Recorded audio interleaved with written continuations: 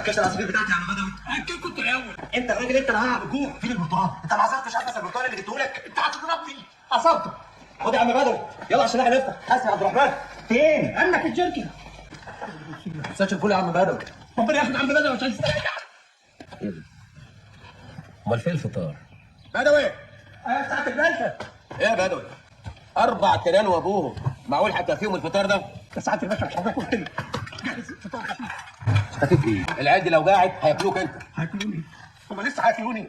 ما كانوا صحيتها ساعة الباشا. فين مجانس وترابيزي؟ مجانس وترابيزي ساعة الباشا. حضرتك عارف 3 سنين وناخد الكاس بتاع الصحات الشعبية على مستوى الجمهورية. حته الجبنه من قدامك يا بابا.